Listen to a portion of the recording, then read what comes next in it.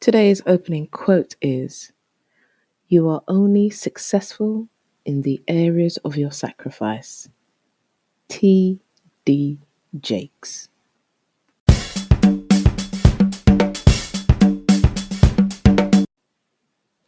Hello and welcome to the first episode of the Hotfoot Roams podcast. I'm your host, Sharon Harris. This is my first use of the Anchor.fm app. I've actually had the app on my phone for quite some time.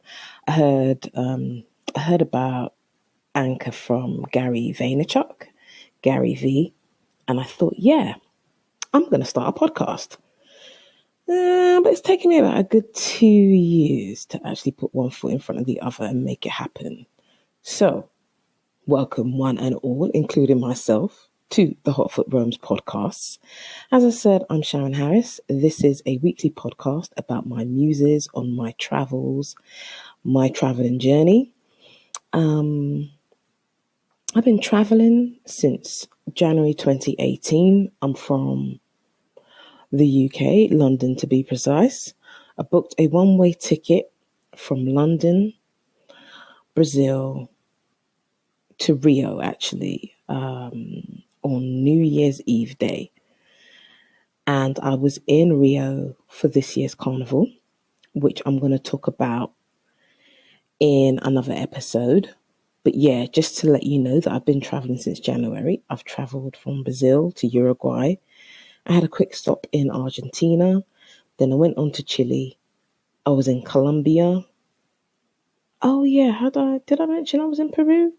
Yeah, I was in Peru too. That was my favorite stop. Then I was in Colombia and now I'm in Aruba.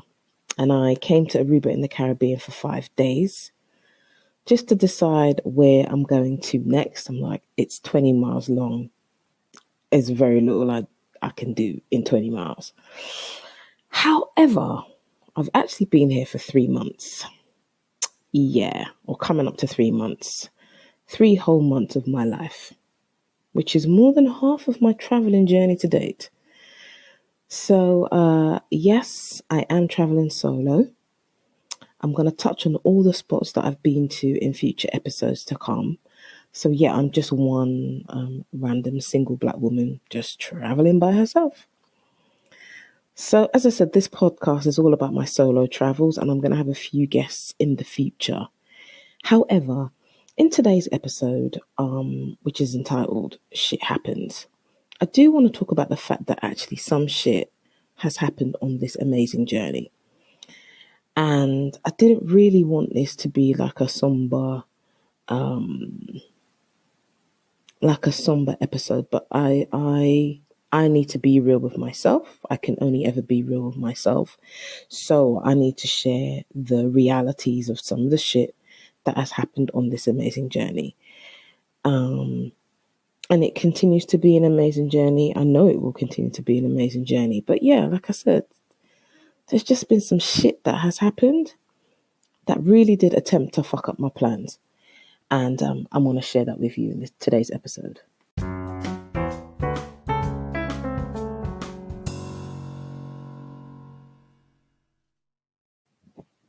So, what I want to touch on is, as I mentioned, I'm in Aruba. I am traveling solo. I'm single. I'm dating, the usual stuff. And recently, maybe a couple of weeks ago, I met a guy out here. He happens to be related to somebody else I know that I've met out here, and we got talking. He's a musician and I'm a singer. Yeah, I'm going to talk about that more in another episode. But I'm a singer and I'm kind of itching to get onto the stage out here. I am one of those creative bods that are forever procrastinating and getting in one's own way. But on my traveling journey, I really want to really step into that, really step into the fullness of my creativity, hence the podcasting, hence the blog that's coming, hence the book that I'm writing, and hence the singing that I will share with you guys at some point later on. Probably not in the podcast, but there'll be some audio floating around somewhere, be it YouTube or on Instagram or something like that. I'll definitely let you know where to look it up, I promise. But he and I got talking about that, and he invited me out on the weekend. I'm like, yeah, sure, of course, let's go out. So we went out. We had something quick to eat. We bought some drinks, and we went to this place called Moomba, which is always buzzing. Usually weekends, particularly on a Sunday, it's really, really buzzing. And you get locals and tourists alike, usually on the weekend, particularly on a Sunday. And he and I went down there. We had a good time. We bubbled. The music was really good. The vibes were good. I had had too much to drink. I wasn't drunk, but I was aware that I'd had too much to drink. So I was glad that we were getting ready to go. So I jumped in his car. He'd already picked me up. He knew where I was. He knew where I stayed. It's fine. Aruba is a 20-mile long island. Everybody knows everybody. So I had no red flags of any kind at that moment. So we're driving and I've fallen asleep. I wake up and I realize I'm like a couple of minutes away from home. I'm like, good, great. I fall asleep and then when I wake back up again, I'm on the other side of the island. I'm in a place I don't recognize. Now, when I'm in a state of what the fuck is going on here, and there's bushes, there's nothing around, it's not residential, nothing. It's just nothingness and bushes. I'm like, what the fuck? This is not my house. Oh, there's some apartments here. I thought that we could check them out. No, I'm not interested in you. I made that quite clear before we left to go anywhere. I made that quite clear previous days that we had spoken. Why we're here. Oh, maybe you forgot. Maybe you forgot that you said, yeah, we could do something afterwards. No, no, you need to take me back to my place. This isn't my place.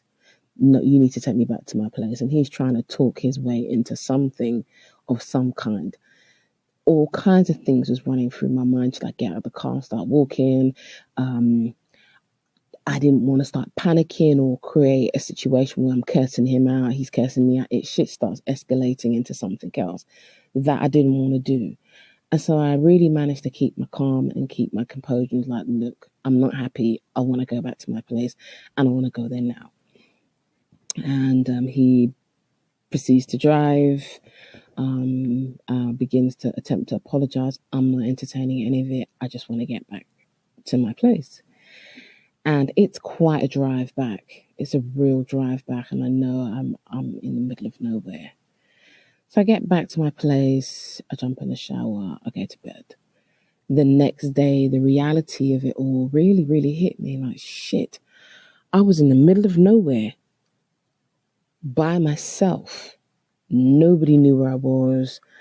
It didn't even cross my mind to kind of let a friend of mine know that I had gone out on a date with this guy. And that's something I've always done, always do, never not done. I never really saw it as a date anyway. He was just like a friend and we were going to talk some business, etc. I never had any red flags to be concerned about.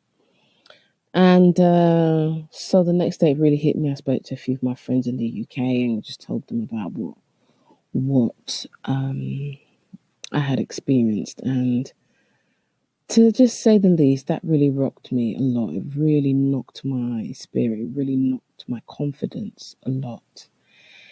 And it's the second time some fucked up shit has happened on a journey. I suffice to say that shit does happen. I was in Brazil, and I'd been in Brazil now for like 3 weeks. And on this particular day, I wasn't feeling very well. I wasn't feeling myself. I don't know why. I just wasn't feeling myself. And I'd come across this crystal shop. And I'm one of those people that's always got their crystals, their lotion, potion, herb, some kind of healer to go and seek out if I'm not feeling the best. And that I didn't have those things at my disposal when I was in Brazil. So I found this crystal shop. I was staying in Copacabana at the time. And it was carnival time, streets are busy. But this day I kind of took a day off of the carnival vibes as things were starting to quieten down for the carnival period. It had been 3 weeks already. So I popped into this crystal shop. I see a man, he's walking in just in front of me, and I didn't think anything of it. I assumed, not for any particular reason, but I just assumed that he was doing a delivery or a pickup.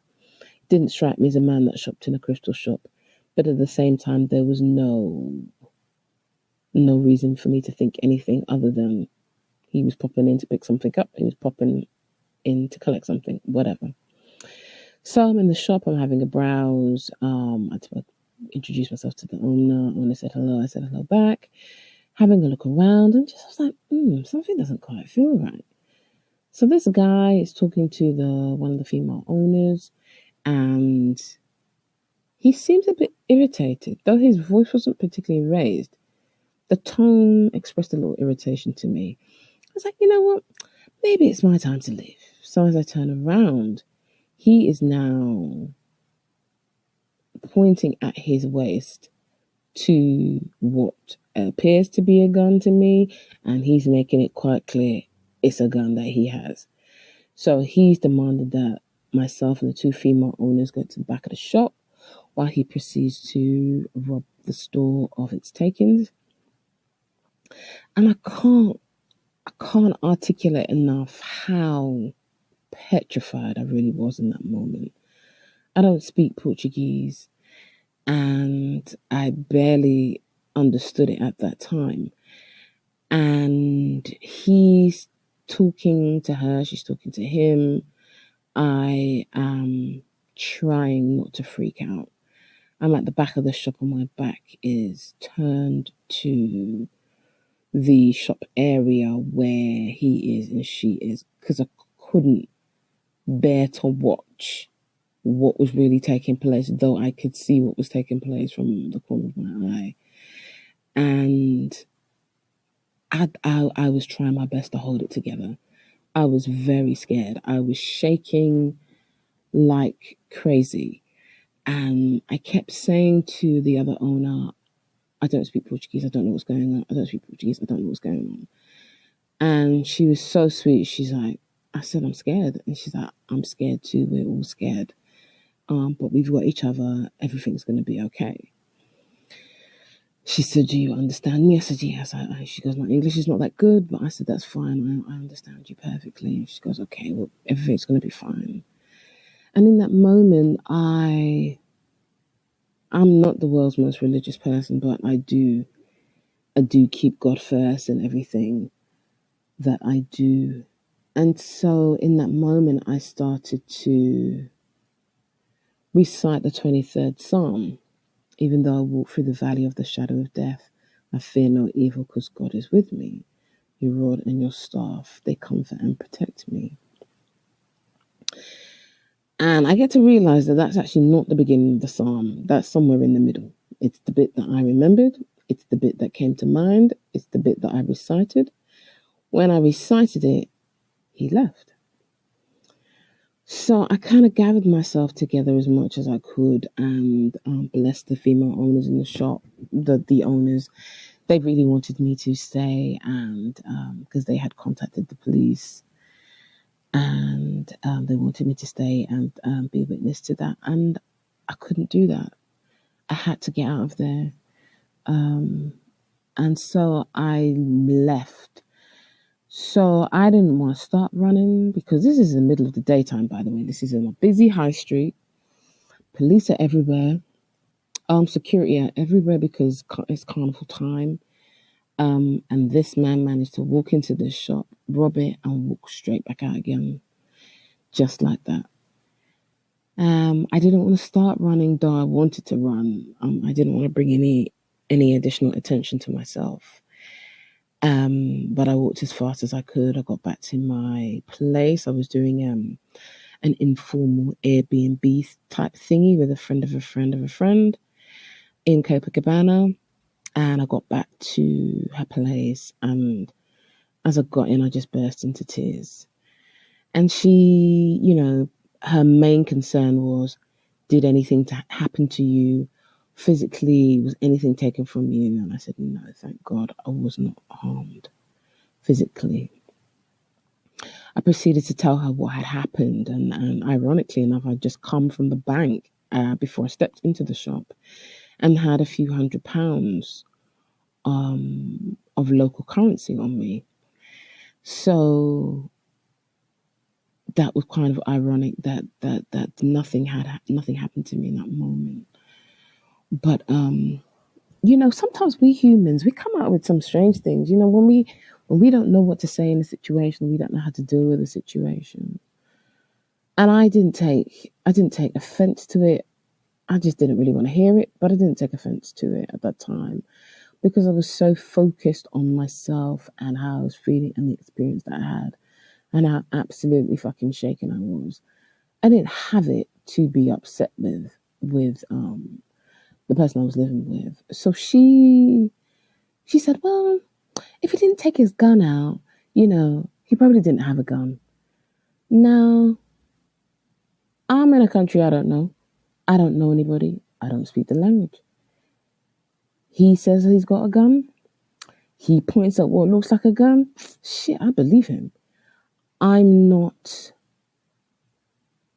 prepared to be the guinea pig to feel a hot bullet to my chest to go, oh, actually, that is a gun. No, thanks. No, thank you. No, thank you. And I don't recall the ladies in the shop, the owners, disputing whether he had a gun or not. So we were all on the same page on that front. But as I said, I was too consumed by what had happened. And I was very, very affected by that. Very affected by that. So after that happened, I literally left Brazil about 3 days later and I just went to Uruguay. I just picked a place. I'm like, shit, I'm out of here.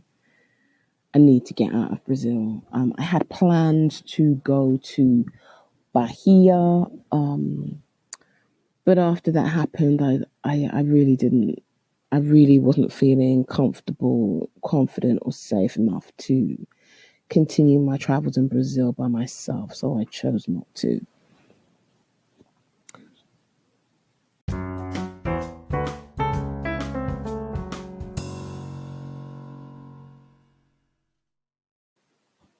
Oddly enough, in Aruba, after what had happened, initially I wanted to get out of here ASAP. But for some reason, I decided not to. And I'm perfectly all right with that decision. I'm perfectly all right with that decision. Don't get me wrong, it was difficult. It was a difficult days to follow, weeks that followed, but I decided to stay and that's what felt right to me.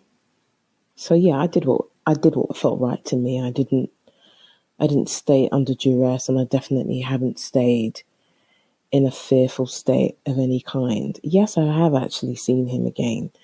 In fact, it was like a day or two afterwards. Like I said, this island is tiny. So you either live near someone's house, or you live near where they work, or you live near their hangout point. It's kind of one of the three. So I happen to live near two of the three. But that's cool. Like I said, I'd seen him once the next day or the day after, something like that, in passing. I have no reason to stop and talk to him. He really has no reason to talk to me. So it's not when I see him I feel fearful of any kind, because thankfully the situation didn't get physical. But yeah, I chose to stay because it was what I wanted to do at that time. So no regrets on that front whatsoever. I did what I wanted to do, which was continue my traveling journey the way I wanted to.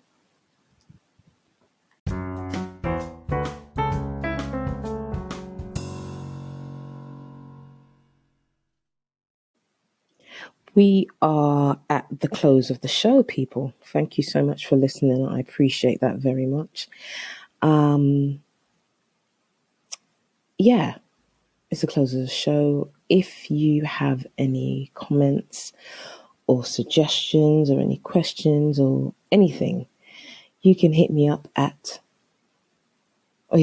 on Instagram at HotfootRoams. That's HOTFOOTROAMS. HotfootRoams on Instagram. And you can drop me an email at hotfootroams@gmail.com if you want. Website and blog is coming soon, and any other forms of social media they'll be following soon, and I'll just share them on a weekly basis. But yeah, thanks again so much for listening. Much appreciated. One show down, many more shows to come, and I do hope I've got your listening ears in the future too. Yeah, take care.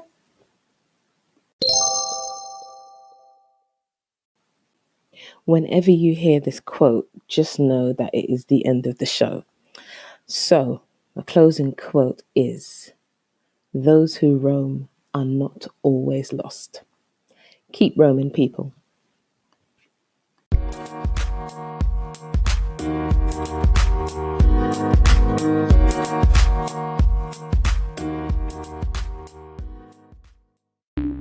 The podcast you just heard was published with Anchor.